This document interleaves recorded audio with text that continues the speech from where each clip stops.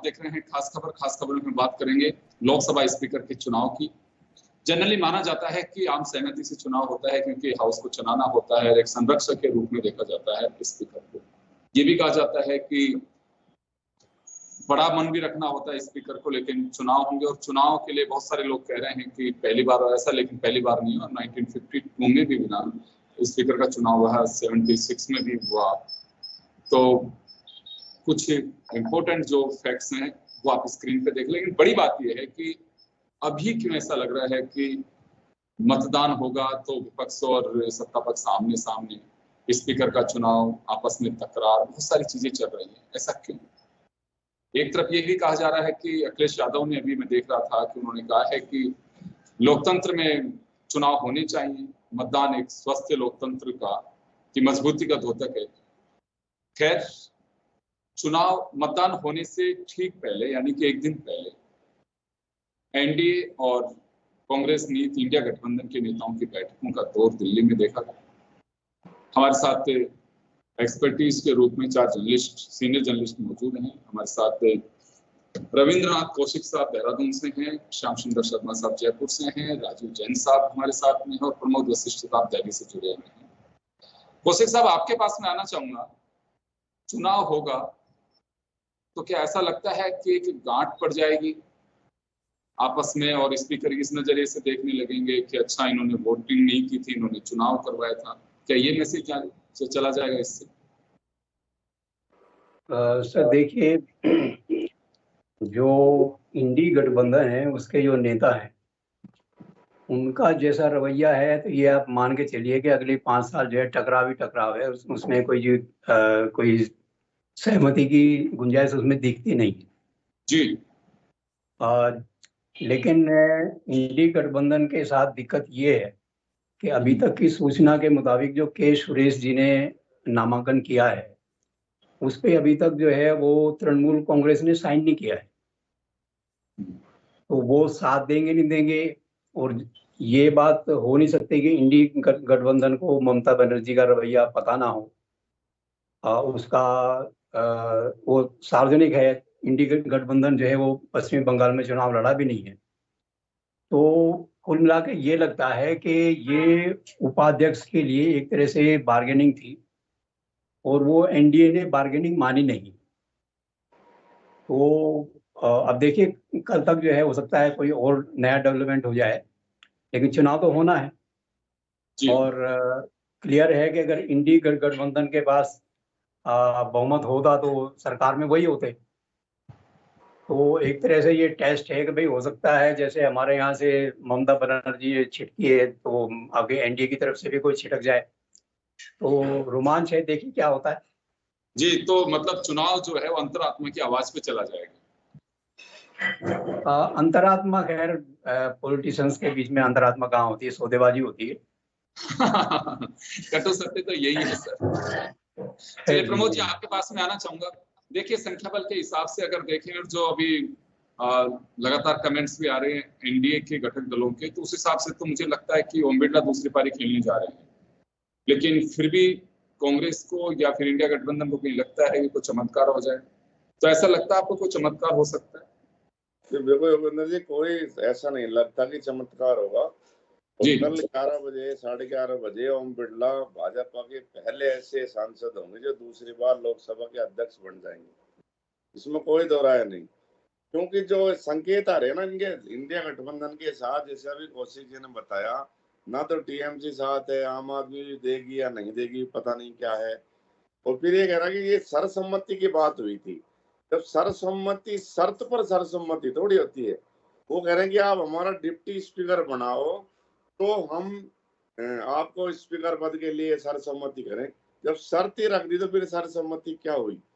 दूसरा, अगर मान लो ये इंडिया गठबंधन का, इसमें हार जीत का उनको कोई मतलब नहीं है, उनको पता है कि हार हो रही है, लेकिन वो एक मैसेज दे रहे हैं कि आप तैयार रहें 5 साल, इस बार इंडिया गठबंधन पूरे जोश खरोश के साथ आपसे मुकाबला करेगा। वरना तो आप देखिए 12 से 17 तक समाजवादी पार्टी काम बनाया यूपी में, अब केरल में किसका डिप्टी स्पीकर है, अब कर्नाटक में किसका है, तेलंगाना में तो है ही नहीं, वहां तो इनकी सरकार है।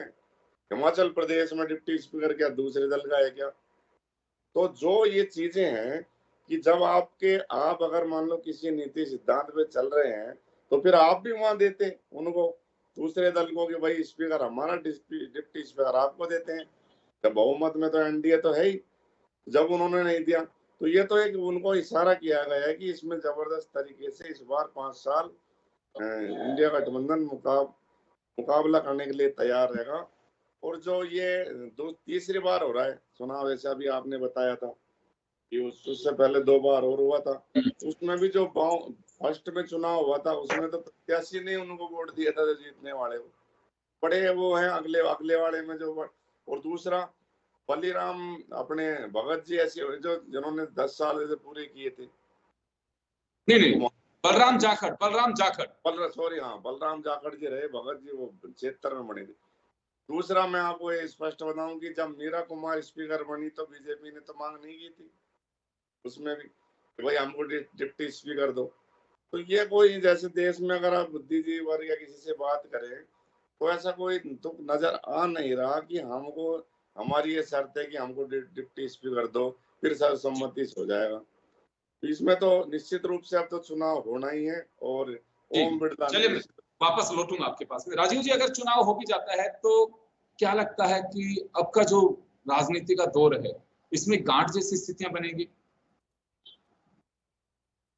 देखिए योगेंद्र जी, अब ऐसा लगता है जैसे अब लोकसभा का सत्र शुरू हो गया, सदस्यों की शपथ हो रही है, अभी तक ये राजनीतिक दल चुनावी मूड से उभरे नहीं है।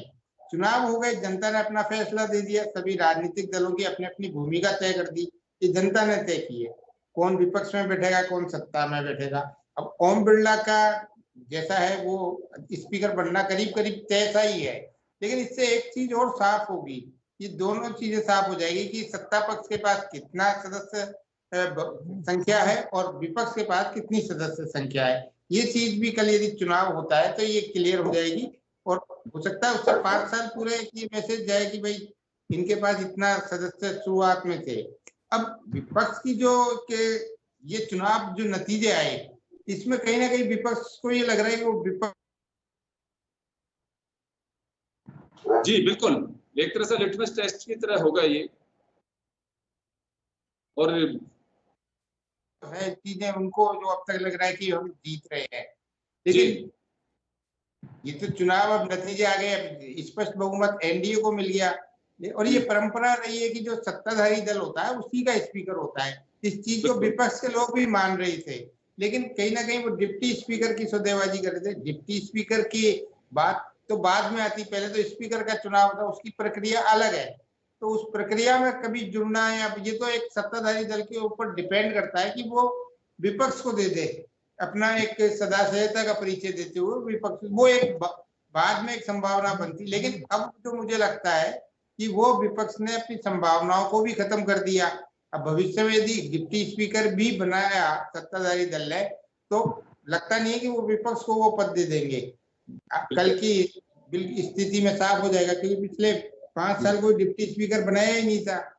और बहुत सारे राज्यों के विधानसभाओं में डिप्टी स्पीकर का मुझे लगता है तो पद ही खत्म कर देना चाहिए। ये राजस्थान का देख, गहलोत साहब ने पूरे 5 साल निकाल दिया, वसुंधरा राजे जी ने लास्ट के 9 महीने 1 साल पहले बनाया राव राजेंद्र सिंह को डिप्टी स्पीकर।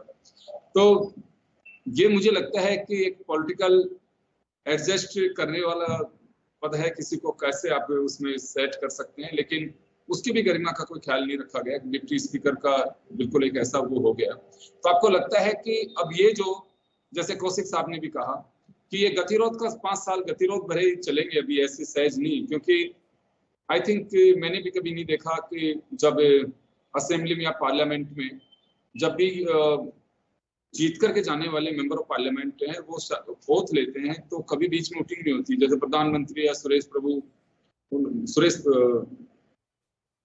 प्रभु नहीं, माफ करिएगा, दिनेश जो प्रधान है उन्होंने जब शपथ ली तो नीट का मामला आया और उन्होंने कॉन्स्टिट्यूशन की बुके लहराई। कभी ऐसा होता नहीं है जनरली कि, तो इससे एक तो ये तो हट साफ दिखाई दे रहा है कि देश की राजनीति में 5 साल चाहे देश कड़ाके की ठंड की चपेट में हो, चाहे कुछ भी चले, लेकिन सियासी पारा चढ़ा रहेगा इसी बात को लेकर। अगर कुछ बैठ करके आपसी सहमति नहीं हो पाती है तो तो ऐसे में लगता क्या है कि बीजेपी भी ओम बिरला के नाम पर इसी वजह से दाव लगाया है कि 5 साल का एक्सपीरियंस है और अब पहले जैसा जो पिछली बार जैसा विपक्ष था वैसा विपक्ष नहीं है, तो किसी तरह का कोई रिस्क नहीं लेना चाहती बीजेपी। देखिए, बीजेपी ने जो शुरुआत से ही किया, जैसा मंत्रिमंडल बनाया उसमें सब पुराने मंत्रियों को लिया, जो कोर विभाग मंत्रालय होते हैं वो पुराने ही रखे। तो उसी समय से लग रहा था कि स्पीकर भी संभवतया ओम बिरला ही होंगे, क्योंकि कहीं ना कहीं बीजेपी ये दिखाना चाहती है कि वो कहीं दबाव में नहीं है, वो अपने पुराने स्टाइल में जिस तरीके से उन्होंने शासन चलाया उसी तरीके का आने वाले 5 साल शासन चलेगा। तो अब ये विपक्ष कहीं ना कहीं मजबूत आया है, ये तो लोकतंत्र के लिए अच्छी बात है, विपक्ष मजबूत आया, लेकिन जो जनहित के मुद्दे हैं उनमें टकराव होता है। यदि विपक्ष जनहित के मुद्दों को ढंग से उठाता है तो वो तो अच्छी बात है। एक विपक्ष कहीं अपने यही दिखाने के लिए कि वो अपनी मौजूदगी दर्शाने के लिए जो सदन की कार्रवाई होती, संसद की कार्रवाई, उसको बाधित करे और मुद्दों पे चर्चा नहीं हो, तो ये एक दुर्भाग्य वाली स्थिति होगी। तो विपक्ष को कहीं ना कहीं यदि सरकार को घेरना है तो उसको संसद की कार्रवाई, बहस और जो वाद विवाद जो चीजें होती है उसमें सक्रिय रूप से आना पड़ेगा। जी चलिए, मैं आना चाहूंगा। मैं राज्यों में जो असेंबली है उनमें भी डिप्टी स्पीकर को लेकर के और बहुत ज्यादा गंभीरता नहीं दिखाई देती और इधर भी ऐसा लग रहा है। तो अब लगता क्या आपको कि जैसे प्रमोद जी ने कहा कि भाई आप शर्त आप किसी का आप समर्थन नहीं कर सकते, वो तो एक तरह से जैसे कौशिक साहब ने साफ कह दिया कि कोई सहमति नहीं होती है, ये तो कंडीशंस थोपी जाती है।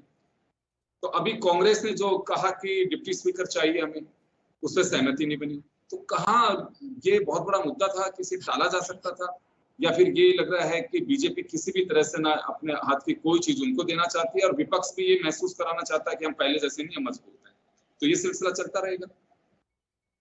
देखिए योगेंद्र जी, राजनीति में अपने अस्तित्व को बनाए रखने के लिए राजनीतिक फैसले होते हैं। अब देखिएगा ये फैसला, देखिए राजनाथ सिंह जी ने कहा कि हम आपसे सहमति लेना चाहते हैं। अब उन्होंने अपनी शर्त रखी कि भाई हमको उपाध्यक्ष पद देने का वादा तो करो, तो वादा तो करते ही नहीं। कि जेपी नड्डा ने जिस प्रकार से कहा कि उनके जो प्रदेशों में उपाध्यक्ष पद किसको दे रखा है, तो आप देखिएगा आप खुद नहीं सहमति बनाना चाहते हो। अब उसके बाद अगर आज भी अगर फॉर्म भर देने के बाद भी वापस भी लेने की प्रक्रिया तरीके से होती है, उनको पता है कि देखिए कि आज की स्थिति में जो जेडीयू या टीडीपी दोनों बड़े अच्छे दल है, अब वो किस तरह की सहमति बनेगी नहीं बनेगी, क्योंकि उपाध्यक्ष उन दोनों को भी चाहिए। तो ये देखिएगा, और उपाध्यक्ष बनेगा नहीं बनेगा, अगली बार तो बना ही नहीं था।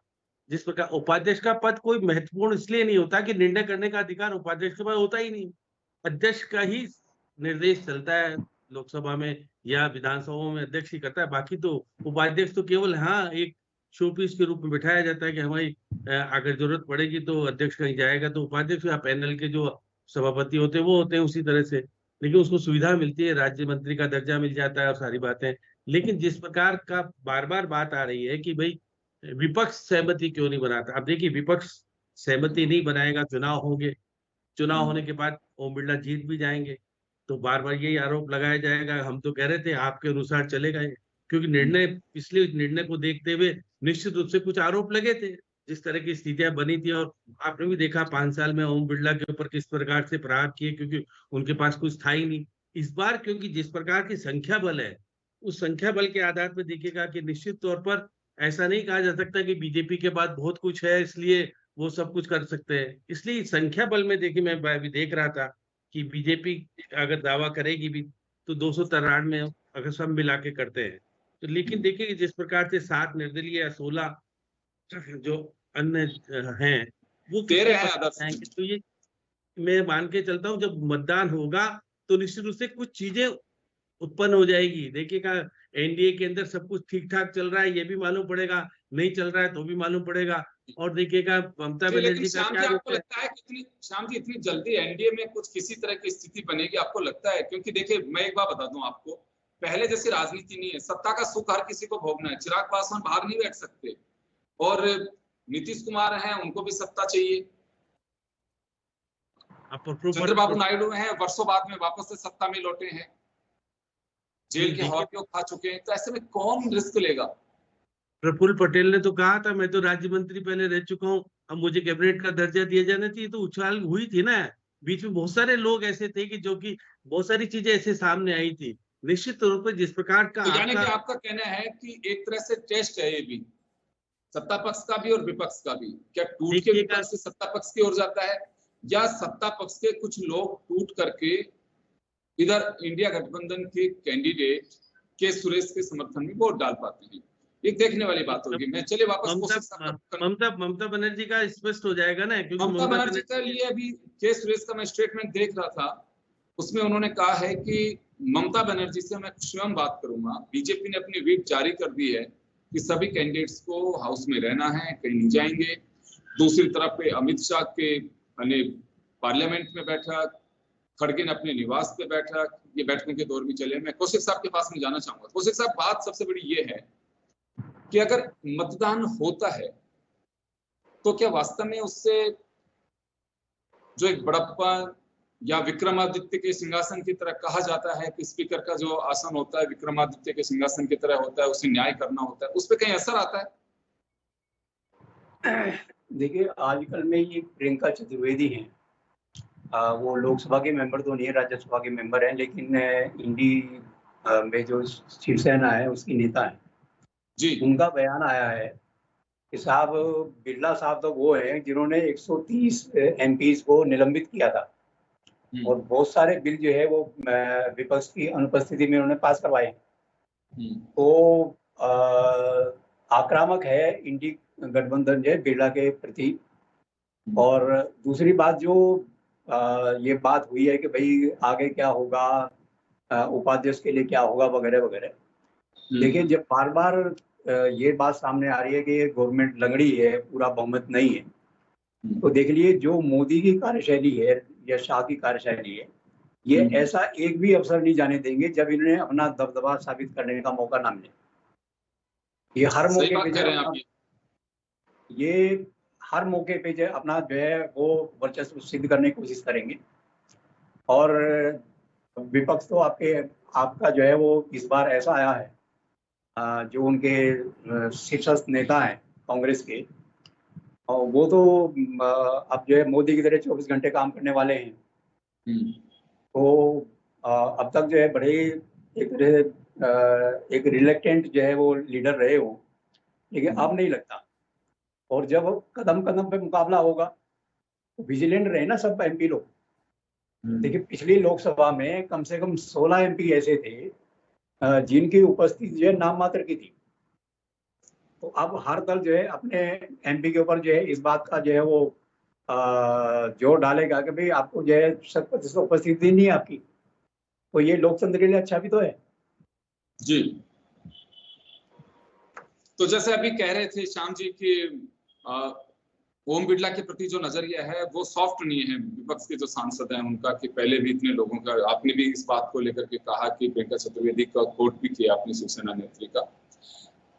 मेरा जो सवाल है सिंपल सर, मैं वो आप सभी लोगों से समझना चाहूंगा कि अगर चुनाव हो भी जाते हैं, राजनीति का दौर तो बदल गया, देखिए इसको कोई खारिज नहीं कर सकता, तो क्या एक तरह से ऐसी गांठ बनेगी जिसकी वजह से कहा जा सके कि आने वाले दिनों में स्पीकर पे भी उंगलियां उठेंगी कि देखिए न्याय नहीं हो पा रहा?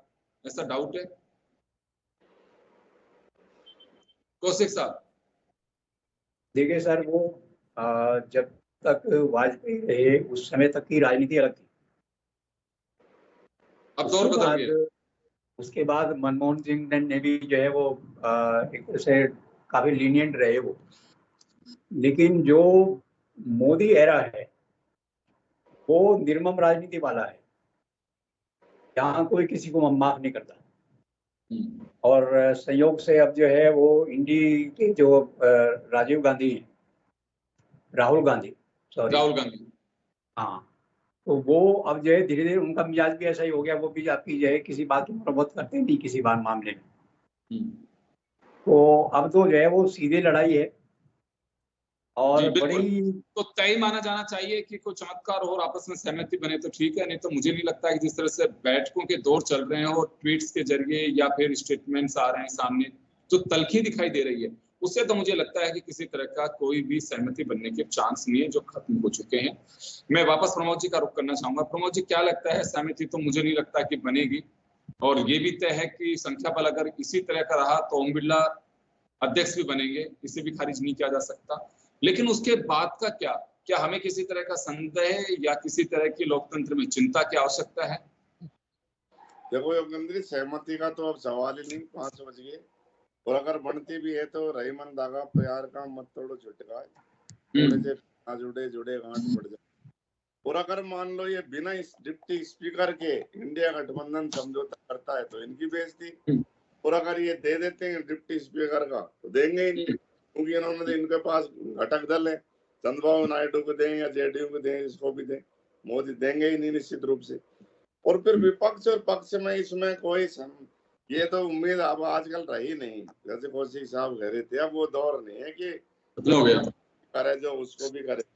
माननीय सदस्य के रूप में जो बोलने के लिए चर्चित हुए ओम बिरला जी, ये बड़ा प्यार से उड़ाते हैं, बड़ा प्यार से। और फिर आप जानते हैं कि स्पीकर जो कुर्सी पे बैठे होते हैं वो कहाँ से चिट पर्चियां जाती हैं, कहाँ से कि ये कर दो वो कर दो, सारा पूरी तरह से। और अमित शाह ने तो भी बड़ा जबरदस्त, अभी एनडीए की मीटिंग चल रही है इसकी रणनीति के लिए, तो उन्होंने बड़ा वो भाषण दिया है कि अब इनके मंसूबे कामयाब होने ही नहीं देंगे, बयान दिया है किसी भी सूरत में चुनाव।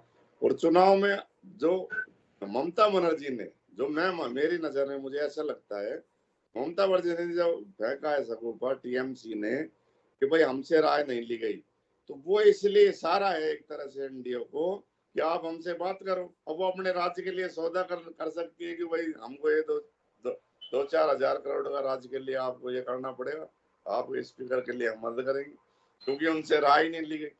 तो ये समझौते का खेल हो जाएगा स्टेट के जो बड़े दल हैं, निश्चित रूप से। आप देखिए आम आदमी पार्टी का भी सुना है कि वो पंजाब में स्पीकर के उसके लिए वो कर लें जितने भी उनके सांसद हैं।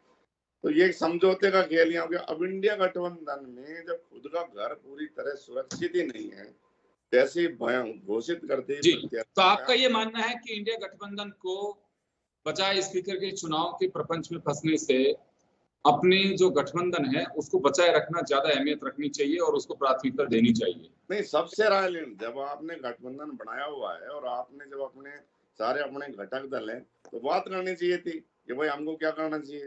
तो ऐसी स्थिति जब उत्पन्न क्यों होती है? मान लो कांग्रेस खुद फैसला ले लेती है तुरंत, और राहुल गांधी ने खुद ही उसने फैसला ले लिया। तो यहाँ पे इंडिया गठबंधन के लोग ये बात कह सकते हैं कि कांग्रेस का निजी फैसला है, हमसे सहमति नहीं ली गई, तो ऐसे में जरूरी नहीं है हम साथ दें। अभिषेक बनर्जी ने बोल ही दिया कि हमसे तो कोई नहीं। चले राजीव जी, आपके पास में आना चाहूंगा। तो इंडिया गठबंधन के लिए ये कहा जा सकता है कि स्पीकर के चुनाव की उलझन से ज्यादा जरूरी है कि इंडिया गठबंधन को बचाए रखना चाहिए। और एक तरह से इसमें भी सबसे बड़ी बात यह है कि चाहे ममता बनर्जी का बयान आया हो, चाहे किसी का भी आया हो, जैसे आम आदमी पार्टी के लिए भी प्रमोद जी कह रहे हैं, तो यहाँ पे भी चाहे विपक्ष में आप हो, लेकिन सामूहिक सहमति से इस्तीफे लेने, सामूहिक सहमति से आपको आगे डिसीजन करने होंगे। क्योंकि निश्चित तौर पे इंडिया गठबंधन के लिए तो हित में यही होता है कि वो कहीं ना कहीं सहमति दे देता है स्पीकर के नाम पर। स्पीकर के लिए होती वो बात अलग है, लेकिन आप देखिए तृणमूल ममता बनर्जी की टीएमसी का और आम आदमी पार्टी का और इनके साथ कम्युनिस्ट पार्टी का भी, जिसके 4 या 5 सदस्य है, मुझको लगता है कल स्पीकर के चुनाव के समय वो अनुपस्थिति दर्ज करा लेंगे। वो सीधे तौर पर भाजपा का, हमने बहुत बार देखा पार्लियामेंट में कि चले मैं वॉकआउट कर, तो वॉकआउट मतलब वो अनुपस्थिति दर्ज करा लेंगे, तो उससे क्या होगा कि इंडिया गठबंधन की सदस्य संख्या कम होगी।